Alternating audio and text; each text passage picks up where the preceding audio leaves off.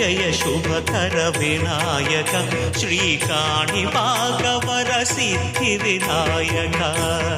నమస్కారం. ప్రేక్షకులందరికీ శుభోదయం. ఈనాటి శుభయోగం శీర్షికన శనివారం సందర్భంగా ఆంజనేయ స్వామి ఆరాధనలో దాగి ఉన్న రహస్యాలేంటో పరిశీలిద్దాం.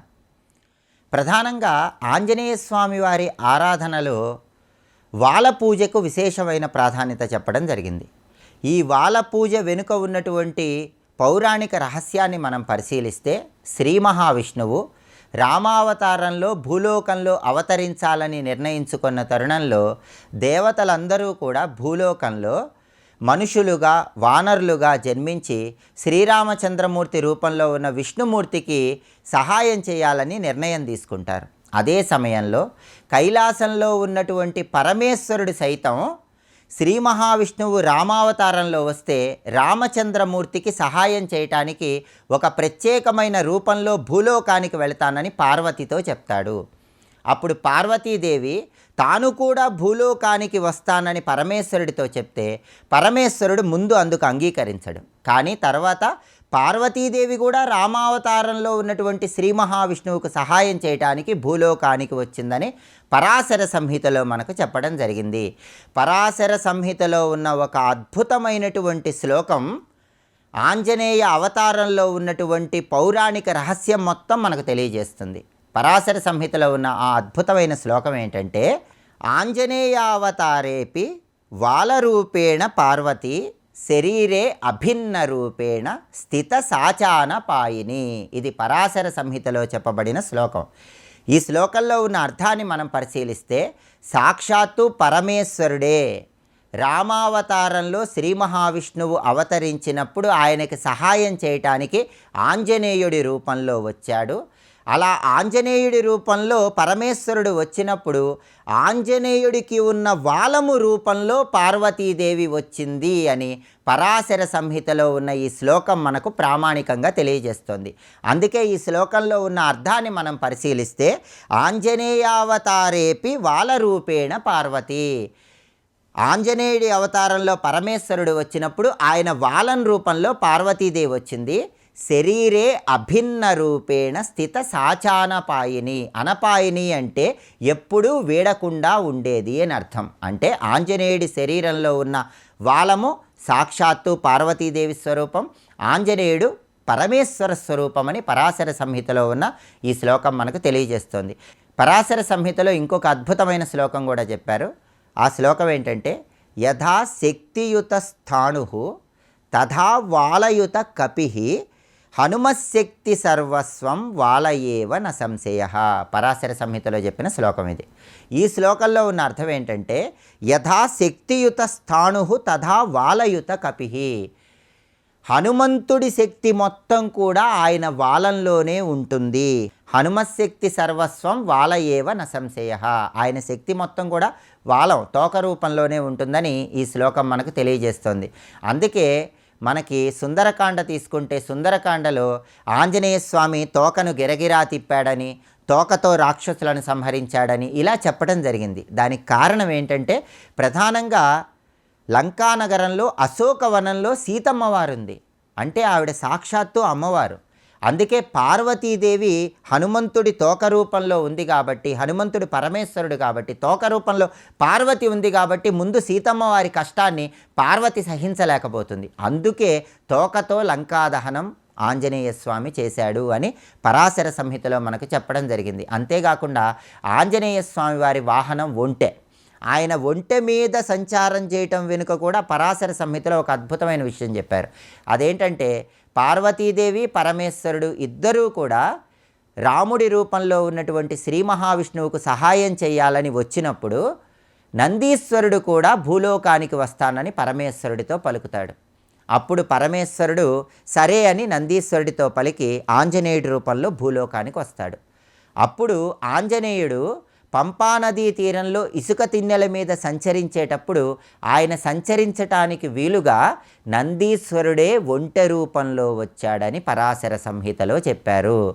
అలా ఒంటె రూపంలో వచ్చిన నందీశ్వరుడి పేరు పులిన జవుడు అని పరాశర సంహితలో చెప్పారు. కాబట్టి ఆంజనేయ ఆరాధన రహస్యాలను మనం పరిశీలించినట్లయితే ఆయన శక్తి మొత్తం కూడా వాలం రూపంలో ఉంటుంది కాబట్టి, ఆయన పరమేశ్వరుడు కాబట్టి, ఆయన వాలం సాక్షాత్తు పార్వతీదేవి శక్తికి సంకేతం కాబట్టి వాల పూజను నిర్వహించినట్లయితే శివపార్వతుల అనుగ్రహానికి కూడా చాలా సులభంగా పాత్రలు కావచ్చని మనకు పరాశర సంహితలో చెప్పడం జరిగింది. రేపటి శుభయోగం శీర్షికన ఆదివారం సందర్భంగా సూర్యభగవానుడి విభూతి స్వరూపమైన అగ్నిదేవుడికి సంబంధించిన అగ్నితీర్థానికి ఉన్నటువంటి ప్రాధాన్యత ఏంటో, అగ్నితీర్థంలో స్నానం చేస్తే ఎలాంటి సత్ఫలితాలు కలుగుతాయో పరిశీలిద్దాం. నమస్కారం.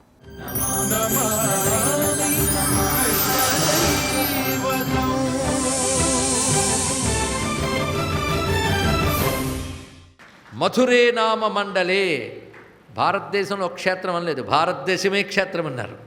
అక్కడ మధుర మండలము, మథురని ఆధారం చేసుకుని అనేక వనములు ఉంటాయి. ఇవన్నీ చూస్తే ఒక మండలం అదంతా కలిసి. అందుకే మథురే మమ మండలే, అది మమ మండలే అంటే అది ఎప్పుడు కృష్ణుని మండలమే. బృందావనే భవిష్యామి ప్రియాన్వో రాసమండలే, అప్పుడు నేను బృందావనంలో వస్తాను, అప్పుడు మీరు అక్కడికి వస్తారు. అంటే ఈ కల్పం అంతా కూర్చోండి, తర్వాత కల్పంలో కూర్చోండి. ఆ 28వ మహాయుగం నాటి ద్వాపర యుగ అంతంలో వస్తానే అప్పుడు మీరు ఆ బృందావనానికి వస్తారు.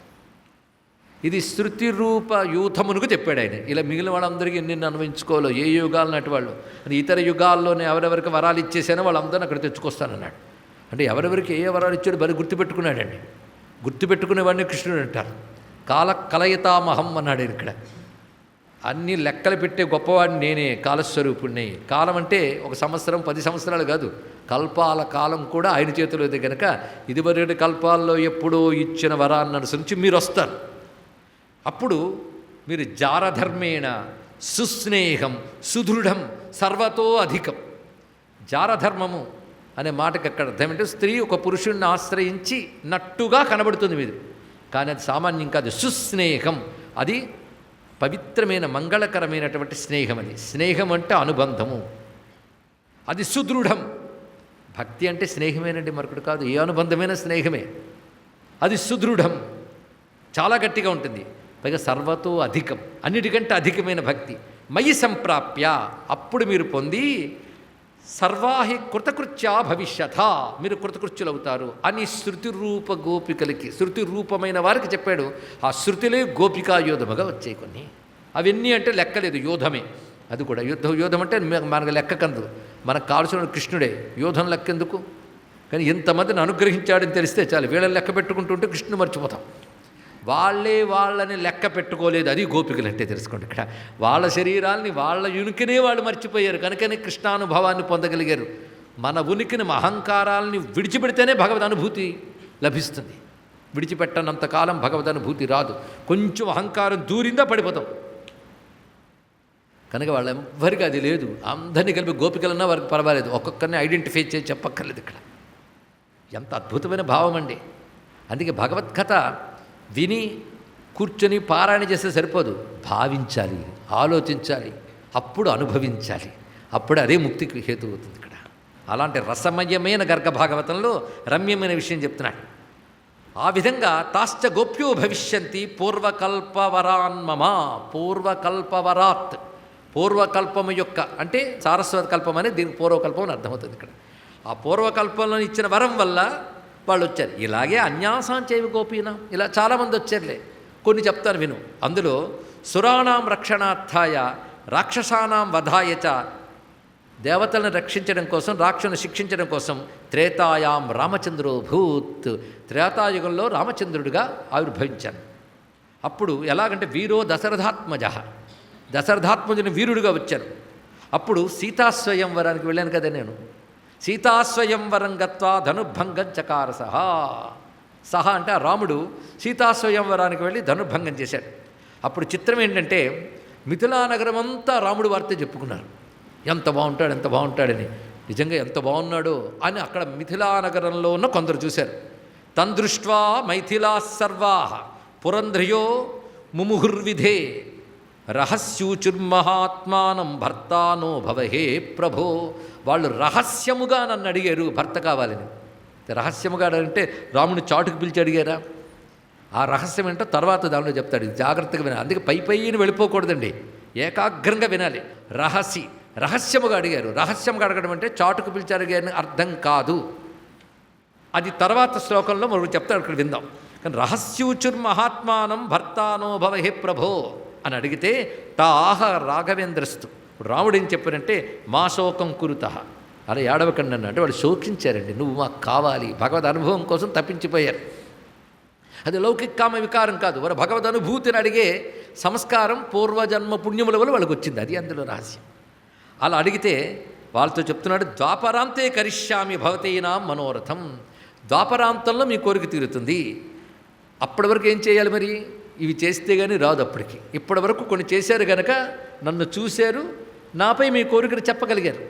నన్ను చూశారు గనక, నేను కావాలనుకున్నారు గనక, ఇంకా మీ తపన వృద్ధి చెందుతుంది, అది తపస్సుగా మారుతుంది. అప్పుడు మీకు యోగ్యత సిద్ధిస్తుంది అక్కడికి. అంటే ఊరికను పోస్ట్ పోన్ చేసాడు కాదు, ఇక్కడి నుంచి అప్పటి వరకు మీరు తపస్సు చేస్తేనే కానీ మీరు నేను దొరకను. అది ఎలా చేయాలి?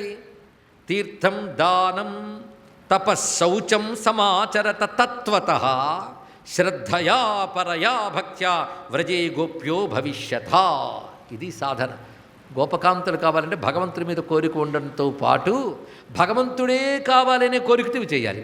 చూసారా? చేద్దాం, ఇవి వస్తాయి అవి వస్తాయి అడిగి అది రాదు, ఇవి వస్తాయి, కొన్నాళ్ళకు పోతాయి. కనుక భగవంతుడే కావాలనే కోరికతో తీర్థము, దానము, తపస్సు, శౌచము మొదలైన శాస్త్రబద్ధమైన కర్మలు ఆచరిస్తూ ఎలాగూ శ్రద్ధయా పరయా భక్త్యా, పరాభక్తితో. పరాభక్తితో అంటే మయ్యర్పితమనో బుద్ధి, అదే పరా అంటే. అలా చేసినట్లయితే వ్రజో గోప్య భవిష్యత, అలా అవుతారు. ఇది తాభ్యో వరం దత్వా శ్రీరామ కరుణానిధి. అలా చెప్పి కరుణానిధి అయిన వాడు తిరిగి వెళుతూ కోసల దేశముల మీదుగా వెళ్ళాడు. కోసలాత్ ప్రజయౌ ధన్వి తేజసా జిత భార్గవ. పరశురాముడి తన పరాక్రమంతో జయించి కోసల దేశానికి వెళుతూ ఉంటే, కోసల దేశం అంటే ఎన్నెన్ని జనపదాలు ఉన్నాయో అందులో. ఆ కోసల దేశంలో ఉన్న నార్యో రామం దృష్ట్వా అతిసుందరం, అతిసుందరుడైన రాముణ్ణి చూసి వాళ్ళందరూ మనసా వవ్రిరే తం వై పతిం కందర్పమోహనం. అతన్ని చూసి మనసా వరించారు. ఇదండి రహస్య అనే మాటకు అర్థం. వాళ్ళ మనస్సులో అనుకున్న రామచంద్రమూర్తి ఈయన మాకు పతి కావాలి అని మనస్సులో అనుకున్నారు. అదే రహస్య అనే మాటకు అన్వయం. ఇక్కడ బయటకు ప్రకటించారని కాదు, మనస్సులో అనిపించింది వాళ్ళకి. అనిపిస్తే మనసాపి వరం రామో దదో, మనస్సుతో అనుకున్న వారికి మనస్సుతోనే వరమిచ్చాడు రామచంద్రమూర్తి.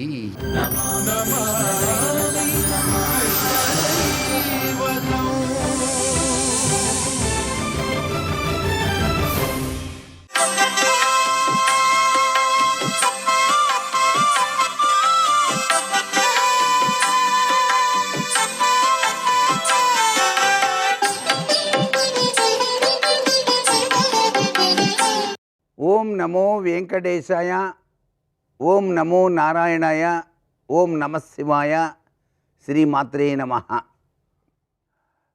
తిరుమల తిరుపతి వెంకటేశ్వర స్వామిని దర్శించడానికి వెళ్ళినప్పుడు అక్కడ ఉన్నటువంటి అద్వితీయమైనటువంటి మహత్తు కలిగినటువంటి పుష్కరిణిలో పవిత్రవంతమైనటువంటి స్నానాన్ని గోత్ర నామాలతో చెప్పుకొని పాటించిన తదుపరి పొడిగుడ్డను కట్టుకొని నామాలు పెట్టుకొని మెడలో తులసిమాల ధరించి పక్కనే ఉన్నటువంటి ఆ యొక్క వరాహస్వామి ఆలయ ప్రాంగణంలో భాష్యం పట్టు వేసుకొని వ్యూహలక్ష్మి అనుగ్రహం కోసం వ్యూహలక్ష్మి మంత్రాన్ని ఎవరైతే నిష్టగా 1,008 సార్లు గనక పఠిస్తారో వారికి తరగని సంపదను ఆ వ్యూహలక్ష్మి ప్రసాదిస్తుంది సుమా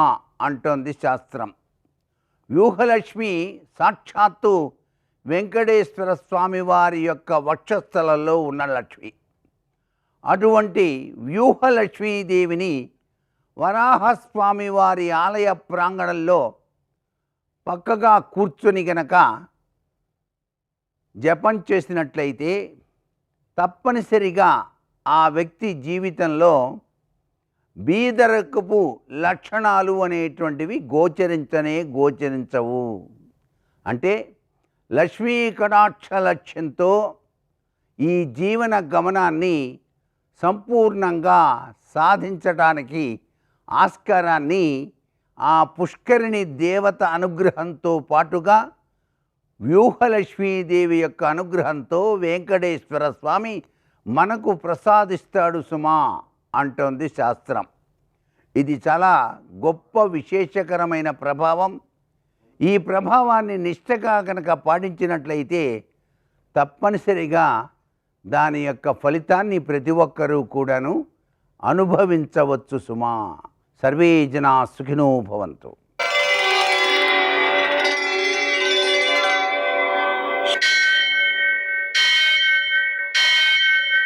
सहस्रशीर्षं देवं विश्वाक्षं विश्वशम्भुवं विश्वं नारायणं देवमक्षरं परमं पदं विश्वतः परमां नित्यं विश्वं नारायणगुं हरिं विश्वमेवेदं पुरुषस्तद्विश्वमुपजीवति पतिं विश्वस्यात्मेश्वरगुं शाश्वतगुं शिवमच्युतं नारायणं महाज्ञेयं विश्वात्मानं परायणम् सूर्यशौर्यमथेन्दुरिन्द्रपदवी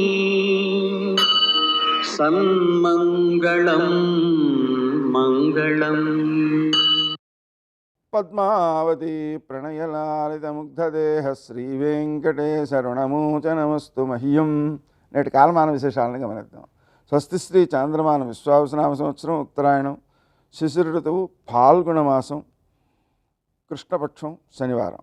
సూర్యోదయం 6:34 సూర్యాస్తమయం 6:21 తిథి చవితి రాత్రి 7:20 వరకు. నక్షత్రం చిత్త ఉదయం 11:17 వరకు. వర్జం సాయంకాలం 5:25 నుంచి 7:10 వరకు. దుర్ముహూర్తం ఉదయం 6:34 నుంచి 8:08 వరకు. అమృతకాలం రాత్రి 3:55 నుంచి 5:40 వరకు. రాహుకాలం శనివారం కాబట్టి ఉదయం 9 నుంచి 10:30 వరకు. అష్టకౌర్గరీత్యా శుభప్రదమైన సమయం ఉదయం 8:30 నేటి విశేషం శనివారం. శనివారం సందర్భంగా మనం సూర్యోదయానికి ముందే లేచి స్నానం చేయాలి. ఎందుకోసం అంటే సూర్యోదయంతో దుర్ముహూర్తం ప్రారంభమవుతుంది. దుర్ముహూర్తం ప్రారంభమైన తర్వాత నిద్ర లేచినట్లయితే ఆ రోజంతా మనకు కొంత ఇబ్బందికరంగా తయారవుతుంది. అందుకని సూర్యోదయానికి ముందే పిల్లల్ని కూడా నిద్ర లేవడం అలవాటు చేయాలి. అదేవిధంగా సూర్యోదయానంతరం 1 కేజీ నువ్వుల నూనెతో శివునికి అభిషేకం చేసి 1/2 కేజీ నల్ల నువ్వులతో శివునికి పూజ చేసి ఆ నువ్వులను ఆవుకి ఆహారంగా అందించడం. అలాగనే అయితే గర్భవతి అయిన ఆవుకి పెట్టకూడదు, తక్కిన ఆవులకి కొంచెం కొంచెం పెట్టవచ్చు. అలాగనే ఆ నువ్వుల నూనెతో పసుపు కలిపి ఆవులకు ఒళ్ళంతా రాసి వాటికి శరీరాన్ని శుభ్రం చేయడం. దాని ద్వారా ఆవుకి తలంటినంత పుణ్యం వస్తుందన్నమాట. అది సకల దేవాత్మకం కాబట్టి అంతటి పుణ్యాన్ని మనం పొందుతాం అన్నమాట. అలాగనే ఆంజనేయ స్వామికి ఆకుపూజ చేయడం, అప్పాలు నివేదన చేయడం, ప్రదక్షిణాలు చేయడం, హనుమాన్ చాలీసా పారాయణ చేయడం ఇవన్నీ కూడా గ్రహదోషాలన్నిటినీ నివారిస్తాయి. శనివారం కాబట్టి వెంకటేశ్వర స్వామికి ప్రీతికరం కాబట్టి మనం వెంకటేశ్వర దీపారాధన చేయడం ద్వారా కూడా సకల గ్రహదోషాలని అధిగమించగలుగుతాం. నేటి ఆణిముత్యాలు.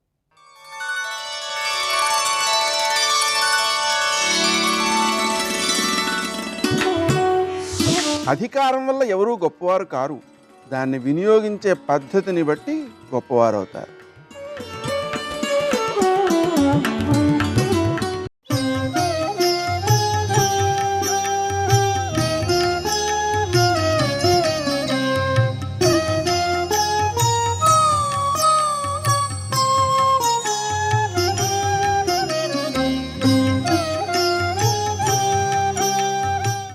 దురితమునకు కాలమునకు మధ్య నలుగుడు పడిన జీవుడు పరమేశ్వరుణ్ణి ఉద్దేశించి చేసి చెప్పేటటువంటి దాన్ని ప్రార్థన అంటారు.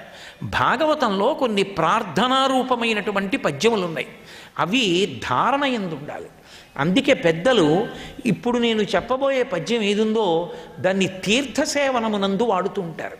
ఇప్పటికీ ఈశ్వరుడి తీర్థం తీసుకునేటప్పుడు ప్రసాదం నోట్లో వేసుకునేటప్పుడు ఈ పద్యం చెప్తుంటారు. నేను ఎందరో పెద్దల్ని చూశాను. నీపాద కమల సేవయు నీపాదార్చకులతోడి నెయ్యము అని మాలాకారుడు ఎలా అంటాడో అలా నలకూబరమణిగ్రీవులు అంటారు. నీ పద్యావళులాలకించు చెవులున్ నిన్నాడు వాక్యంబులన్ నీ పేరన్ పనిచేయు హస్తయుగమున్ నీ మూర్తిపై చూపులున్ నీ పాదంబుల పంతమొక్కు శరముల్ నీ సేవపై చిత్తముల్ నీపై బుద్ధులు మాకు నిమ్ము కరుణం నీ రజపత్రేక్షణ. అది పూజ చేసినందుకు. ఎందుకు ఆ తీర్థం ఏం చేయాలంటే ఇకనైనా బతుకు బాగుండేటట్టు చెయ్యాలి. అలా ఉండాలంటే నీ పద్యావళులాలకించు చెవులన్ నీ మీద స్తోత్రాన్ని వినే చెవులు కావాలి. నీ పద్యావళులాలకించు చెవులన్ నిన్నాడు వాక్యంబులన్ నీ గురించి చెప్పగలిగిన నోరు కావాలి. నిన్ను చూడగలిగిన కన్నులు కావాలి. నీ పాదముల యందు వంచగలిగిన తల కావాలి. ఈశ్వరా అలా మమ్మల్ని అనుగ్రహించు అని ప్రార్థనాపద్యంగా చెప్పి తీర్థం పుచ్చుకుంటారు. భాగవతంలో ఉన్నటువంటి పద్యాలలో మెరుపులలో ఇదొకటి. వాళ్ళు ఈ మాటలు చెప్పి ఆయనకి నమస్కారం చేసి వెళ్ళిపోయారు. పూజలో ఎందుకు వాడతారు అంటే ఎదురుగుండా కృష్ణుణ్ణి చూస్తూ చెప్పారు. మనం పూజలో అర్చామూర్తిగా మన ఇంట్లో ఉన్న స్వామిని చూస్తూ తీర్థం తీసుకుంటాం, పాదోదకాన్ని. అందుకే ఈ పద్యాన్ని తీర్థసేవనమనందు అన్వయం చేస్తారు. ఇప్పుడు వాళ్ళిద్దరూ వెళ్ళిపోయారు. అక్కడ పిల్లలు ఆడుకుంటున్నారు, వాళ్ళు చూశారు ఈ విషయాన్ని. ఈలోగా నందాదులకు వినపడింది పెద్ద చప్పుడు. వాళ్ళు గబగబా పరిగెత్తుకొచ్చారు. పిడుగుపడదుగాక పెనుగాలి విసరదు ఖండితంబులగుట కానరాదు బాలుడితడు పట్టి పడత్రోయజాలడు తరువులేల కూలె ధరణి మీద. పోనీ ఏమైనా పెద్ద పిడుగు పడిందా అంటే పిడుగు పడలేదు. ఏమైనా పెనుగాలి వీచిందా అంటే పెనుగాలి వీచలేదు. ఎవరైనా గండ్రగొడ్డలు పెట్టి నరికారా అంటే నరకలేదు. మరి చెట్లు ఎలా పడిపోయాయి భూమి మీద? ఇలా చెట్లు భూమి మీద పడిపోయాయి అంటే ఆశ్చర్యం. అదృష్టం, దక్కాడు కృష్ణుడు. పైగా రోలు కట్టేసింది వాళ్ళమ్మ. ఎంత పని చేసింది వాడి మీద పడుంటే అని అక్కడ ఉన్న పిల్లల్ని అడిగారు, ఏమైంది అని అడిగారు. వాళ్ళు అన్నారు, ఏమో కృష్ణుడు ఆడుకుంటుంటే రోలు ఒత్తిడికి పడిపోయాయి చెట్లు.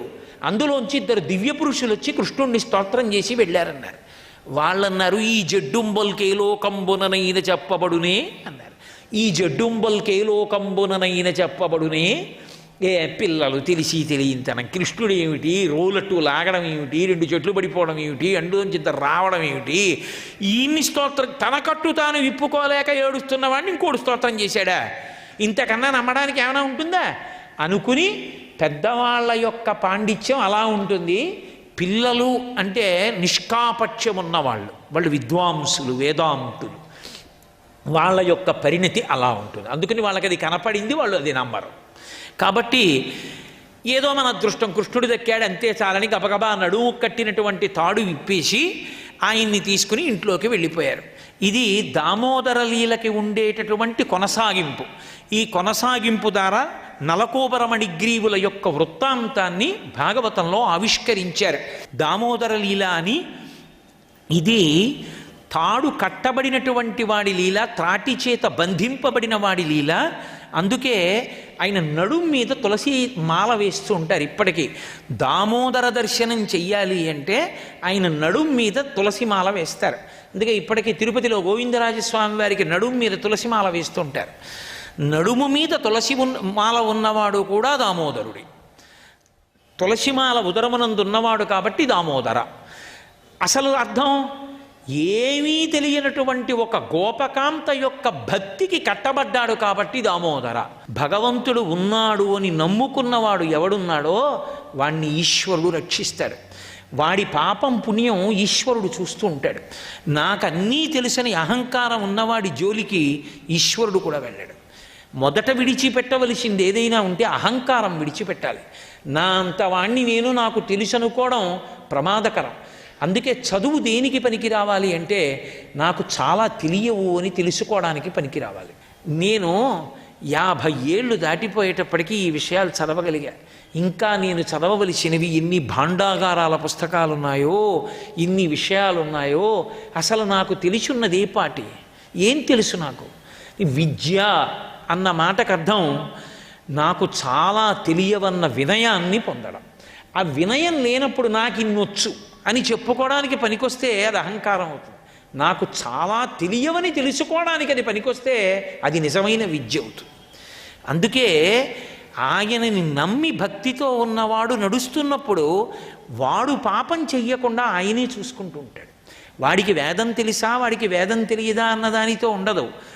వాడు పాపంలో ఉంటే వాడిని పాపంలోంచి ఆయన ఉద్ధరిస్తాడు, దాని జోలికి వెళ్ళకురా అని తప్పిస్తాడు. వాడు దూరంగా పోయినా అది మంచిదైతే ఆ మంచి పని వాడితో చేయిస్తాడు. అందుకే అన్నిటికన్నా ఉండవలసినది ఏది అంటే భగవానుని యందు భక్తి ఉండాలి. సర్వం శ్రీ ఉమామహేశ్వర పరబ్రహ్మార్పణమస్తు. స్వస్తి.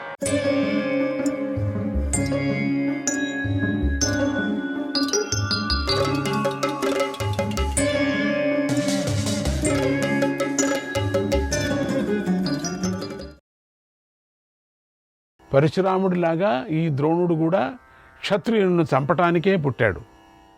ఆయన అస్త్రబలం భయంకరంగా ఉంటుంది. రాజులందరూ కలిసి కూడా ఆయనను ఎదిరించే వాళ్లే లేరు. ద్రోణుడు యుద్ధంలో క్షాత్రధర్మాన్ని ఆవాహించుకొని శత్రువులందరినీ చుట్టుముట్టి అగ్నిలాగా కాల్చేస్తాడు, సంహరిస్తాడు. ఆయనలో బ్రహ్మతేజం, క్షాత్రతేజం రెండూ ఉన్నాయి. రెండు తేజస్సులు ఉన్నాయి కాబట్టే అప్పుడప్పుడు యుద్ధానికి సమయంలో ఆ క్షత్రియ తేజస్సును తీసుకుంటాడు. అయితే బ్రహ్మ తేజస్సే ఆయనలో ఎక్కువగా ఉంది. నేను క్షత్రియుణ్ణి కావటం వల్ల ఆయన కన్నా నా బలం తక్కువ. మీరు కూడా బ్రహ్మ తేజస్సు కలవారే కాబట్టి నేను మిమ్మల్ని శరణు వేడుతున్నాను. ద్రోణుణ్ణి మించినటువంటి మిమ్మల్ని ఆశ్రయిస్తున్నాను. యుద్ధంలో అజేయుడై ఉండాలి, ద్రోణుణ్ణి వధించాలి. అటువంటి కుమారుణ్ణి నాకు ప్రసాదించండి, నా కోరికను తీర్చండి, నాకు కార్యసిద్ధి కలిగేలాగా నాతో తగిన యాగాన్ని చేయించండి ప్రభు. మీకు 10 కోట్ల గోవుల్ని ఇస్తానన్నాడు. ఆ మాటలు విని యాజుడు ప్రసన్నుడయ్యాడు.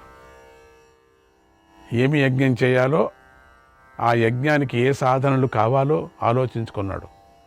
యజ్ఞంలో చేయవలసిన కర్మలు ఎక్కువగా ఉంటాయని భావించి తమ్ముడైన ఉపయాజుడి సహాయాన్ని కోరాడు.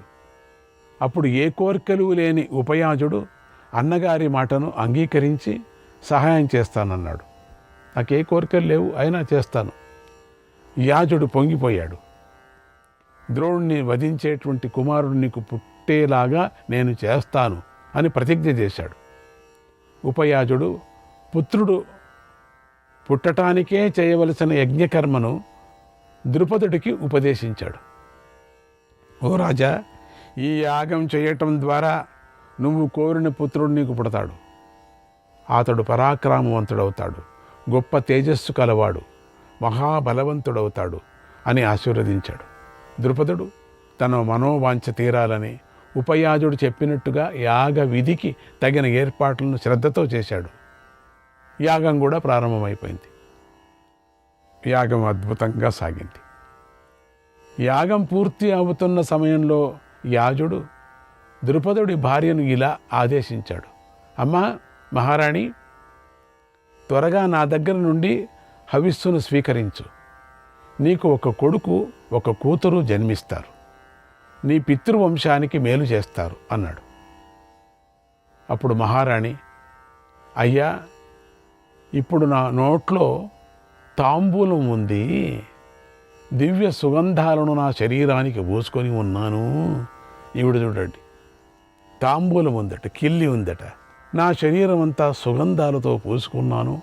ఈ యజ్ఞం సంగతి ఈవిడికి తెలిస్తే కదా, ఈ మంత్ర సంగతి ఈవిడికి తెలిస్తే కదా. కాబట్టి ఈ సమయంలో నేను హవిస్సును స్వీకరించలేను. హవిస్సునుంటే మిగిలినటువంటి అన్నమది. కొద్దిసేపు ఆగి నా కోరికను తీర్చండి, కాసేపు కిల్లి పూర్తి లోపల పోని తర్వాత నేను తీసుకుంటాను అంది. యాజుడు, అమ్మ, ఈ హవిస్సును నేను తయారు చేస్తే ఉపయాజుడు మంత్రపూతం చేశాడు. అందుచేత నువ్వు వచ్చినా రాకపోయినా సరే ఇది మాత్రం యజమాని కోరుకున్న కోరికను తీరుస్తుంది అని హవిస్సును యజ్ఞకుండంలో వేసి హోమాన్ని ముగించాడు. కోపం వచ్చేసింది.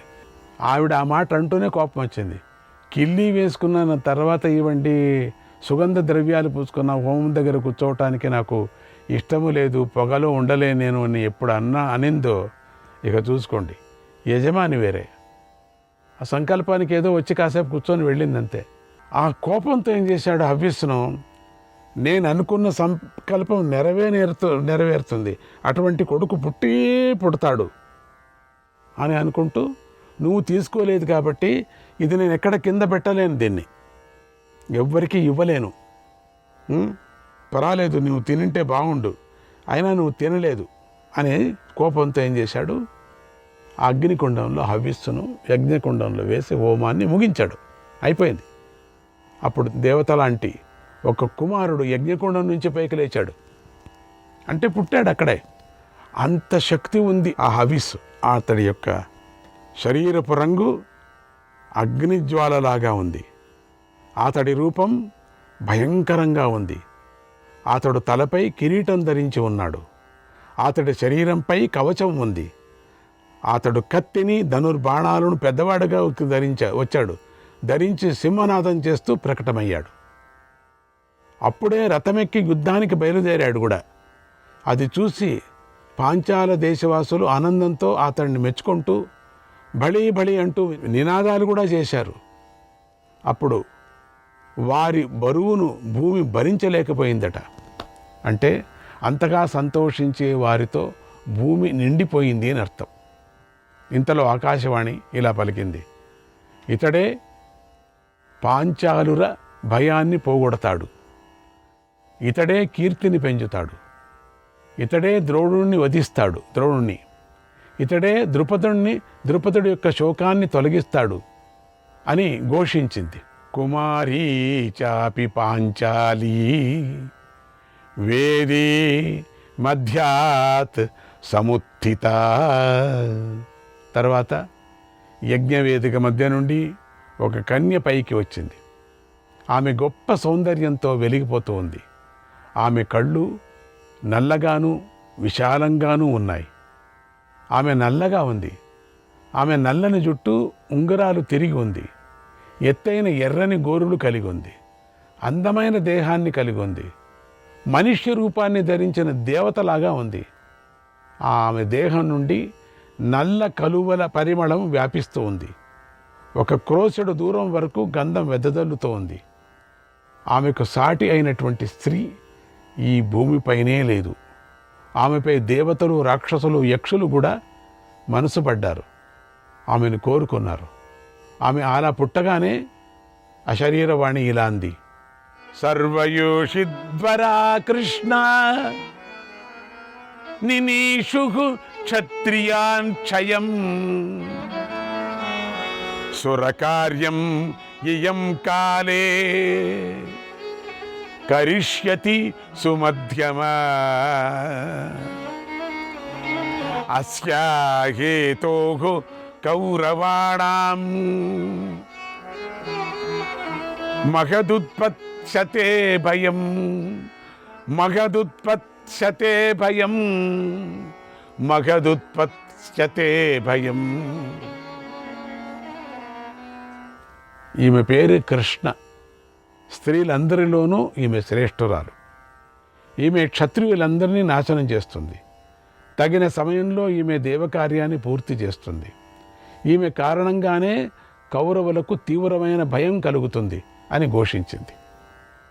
ఆ మాటలు విని మళ్ళీ పాంచాల దేశవాసులు సింహంలా గుంపు గర్జించినట్లుగా గర్జించారు. వాళ్ళు ద్రుపదుడి భార్య కొత్తగా పుట్టినటువంటి ఆ ఇద్దరిని చూసి యాజుడి వద్దకు కంగారు పడుతూ వచ్చి, అయ్యా, ఈ ఇద్దరు పిల్లలు నన్నే తల్లిగా భావించాలి, కరుణించండి అంది. ఆవిడ కిల్లి వేసుకుని ఆవిడ పరిగెత్తి వచ్చింది. ఇప్పుడు అర్థమైంది ఆవిడికి. కళ్ళు తిరిగిపోయాయి ఇదంతా చూసి. ఏదో సాధారణ హోమం అనుకుంది. మామూలు హోమం చేస్తారులేండి, చాలామంది వస్తుంటారులేండి. ఇక్కడ మా ఇంటికి దిన్నమొక హోమం చేస్తుంటారు, ఎవరెవరో వస్తూ ఉంటారు, వాళ్ళది మా ఇంత ఉంటాము. ఈరోజు అర్థమైంది ఆవిడికి. యాజుడు ద్రుపదుడి కోరినటువంటి కోరికను తీర్చాలని, అలాగే ఈ పిల్లలు నిన్ను తల్లిలాగానే భావిస్తారులేపో, ఏం చేస్తావు ఇంకా అన్నాడు. బ్రాహ్మణుల ఆ పిల్లలిద్దరికీ పేరు పెట్టారు. అగ్ని నుంచి పుట్టిన ఆ కుమారుడు ధీరుడు, రోషగాడు, తేజస్సును కవచంగా ధరించి పుట్టాడు. అందువల్ల బ్రాహ్మణులు ఇతడికి దృష్టద్యుమ్నుడు అని పేరు పెట్టారు. కూతురు నల్లగా ఉండటాన్ని చూసి కృష్ణ అని పేరు పెట్టారు. ద్రుపదుడి కూతురు కనుక ఆమె ద్రౌపది అయ్యింది. ద్రౌపది అసలు పేరు మాత్రం కృష్ణ. ఇలా ద్రుపదుడు చేసిన యాగానికి, ఆ యాగానికి ఫలంగా 2 పిల్లలు పుట్టారు. తర్వాత ద్రోణుడు ప్రారబ్ధం అనుభవించక తప్పదు, జరగవలసింది జరిగే తీరుతుందని భావించాడు. అంతే కదా, అంత నన్ను సంహరించేవాడు పుట్టాడు అని ద్రోణుడికి తెలుస్తూనే బాధ ఏం పడలేదు. కానీ విధి ప్రకారంగా ఏం జరుగుతుందో జరగని, తనను వధించటానికి పుట్టినటువంటి దృష్టద్యుమ్నుడిని తనింటికే తెచ్చుకొని అస్త్ర విద్యను నేర్పాడు. చూడండి ఎంత అద్భుతంగా ఉందో ఇది. తెలిసినప్పటికీ కూడా ఆ విద్యార్థికి తానే తెచ్చుకొని, ఎందుకంటే కొంచెం అప్పుడప్పుడు స్నేహంగా ఉన్నారు కదా వాళ్ళ నాన్న వీరు ఇద్దరు కూడా, రాజ్యం అయినప్పటికీ వేరే కొంచెం అయినప్పటికీ కూడా వాళ్ళ నాన్న దృష్టద్యుమ్నుడి యొక్క నాన్న ఇద్దరు కూడా చాలా స్నేహితులు కదా, మనం అనుకున్నాం కదా. తన కీర్తిని రక్షించుకోవటానికి ఇలా ఔదార్యాన్ని చూపించాడు. అంటే అది చూస్తాం, ఇది కూడా అనే ఒక దృష్టితో ఏమైనా మరణానికి ఏదైనా తప్పించుకోవచ్చా, లేక అటువంటి వాడికి కూడా విద్య చెప్పాడు అని మంచి పేరు తెచ్చుకోవటానికి కోసరం ఈ పని చేశాడు. తర్వాత వరణావతంలోని లక్క ఇంటిలో పాండవులు కాలిపోయారు. ఆ విషయాన్ని కొంతమంది బ్రాహ్మణులు ద్రుపదుడికి ఇలా చెప్పారు: మహారాజా, దుర్యోధనుడు పురోచనుడిని పంపించి పెద్ద లక్క ఇంటిని కట్టించాడు. అక్కడ కుట్రలు కుతంత్రాలు తెలిసినటువంటి కౌరవులను పాండవులు నమ్మి కుంతితో కలిసి నిద్రించారు.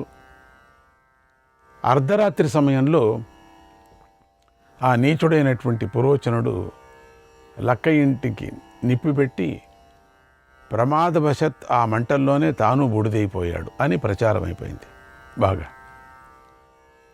పాండవులు మంటల్లో కాలిపోయారనే విషయం ధృతరాష్ట్రుడుకు తెలిసింది. లోపల ఎంతో మురిసిపోయాడు. లోపల తెగ ఆనందించాడు. పైకి మాత్రం విచారాన్ని ప్రకటించాడు. ఒకటే ఏడుపు, ఒకటే యోచన. తెగ నటించాడు, గుడ్డివాడైనా కూడా. విధునుడిని పిలిచి ఇలా ఆజ్ఞాపించాడు: మహామంత్రి, పాండవులు ఇక లేరు, పరలోకానికి వెళ్ళిపోయారు. ఇక వాళ్ళ సమాచారం మనకు అక్కర్లేదు. కానీ వాళ్ళకి చేయవలసినటువంటి పరలోక క్రియలను చేయించు. పాండవులు మరణించటం వల్ల నాకు పాండురాజే మరణించినట్లుగా ఉంది అని చాలా బాధపడ్డాడు. గంగా తీరానికి వెళ్ళి వారికి కావలసిన పరలోక క్రియలను కూడా పూర్తి గావించాడు. చూడండి, ఆ దాసీపుత్రులు వాళ్ళు 5 మంది పడుకున్నారని చెప్పాం కదా, తిని తిరగబోతు వాళ్ళు బంగారు కలశాల్లో వాళ్ళ భూతిని పెట్టి గంగలో వదిలారట. వాళ్ళేం పుణ్యం చేసుకున్నారు? ఎవరికైనా అంత్యక్రియలు జరుగుతాయండి? అంత్యక్రియలు జరగటానికి కూడా ఒక అదృష్టం ఉండాలా అని చెప్తారు. అందరికీ అట్లా జరగదు. ఇదంతా విధి ఆడే ఆట లీల అని చెప్పి రోధించాడు వాళ్ళను. పోయిన తర్వాత ఆ బూడిదని పట్టుకొని బాగా ఏడ్చాడట. ఏం కర్మలో! ఆయన చూసి పక్కనే ఉన్నటువంటి శకుని కూడా రోధించాడు.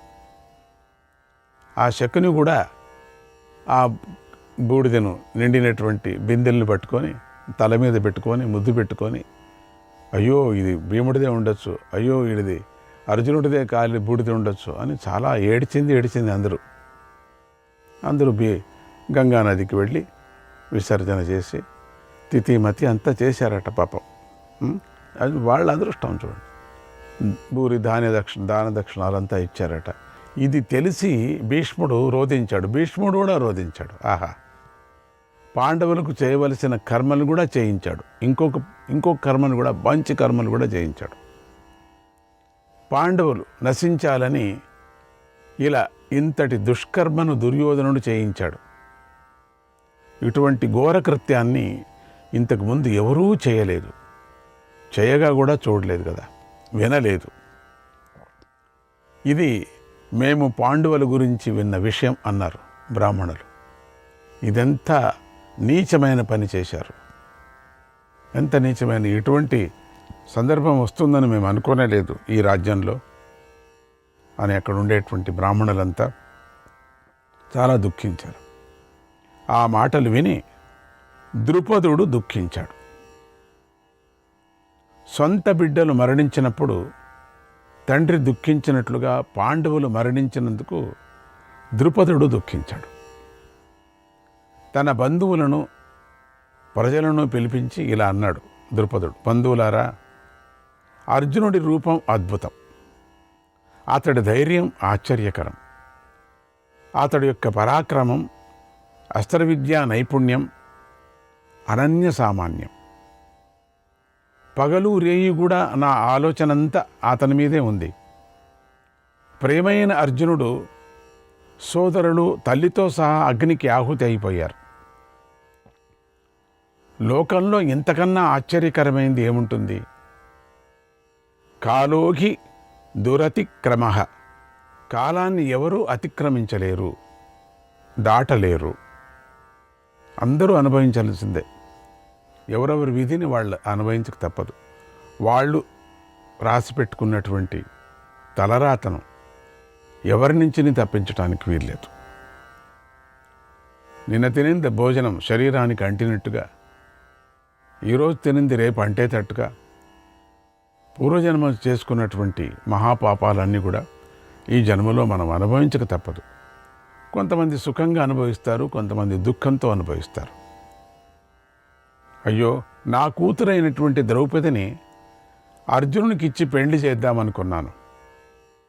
నేను చేసిన ప్రతిజ్ఞ పనికిరానేదిపోయింది. ప్రతిజ్ఞ చేశాను, ఇక లోకాలకు నేనేం చెప్పాలి?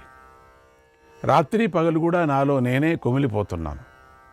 అర్జునుడికి ఇవాళ నా కూతురు, పుట్టబోయే కూతురు అనుకున్నా, ఏం చేసేది?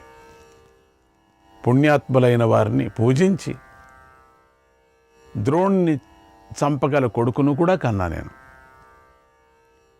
అర్జునుడికి పట్టమహిషి కాదగిన కూతురును కూడా నేను కన్నాను.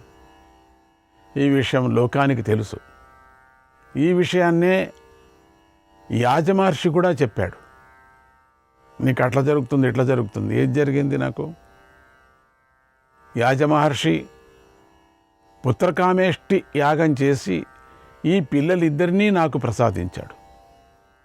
అగ్నిపుత్రులు వీళ్ళు. వారు పుట్టినందుకు నాకు ఆనందంగా ఉంది. కానీ అర్జునుడు మరణించాడు అని నేను ఇప్పుడేం చేయాలి అని దుఃఖించాడు. అసలు నేనేం చేయాలి? నా ప్లాన్ అంతా పోయింది, తల్లకిందలైపోయింది. ఆవిడే తినింటే కడుపులోనే పుట్టేది నా కూతురు, నా కొడుకు. కిల్లి వేసుకుందట ఆ టైంలో. యాజలు చెప్పారప్పుడు ఆ పురోహితుడు, అమ్మా తల్లి, నోరు కడుక్కొని తినమ్మా ఇది అంటే, లేదు కిల్లీని బయట ఉమ్మేయలేను, నాకు చాలా ఇష్టము అని అనిందట.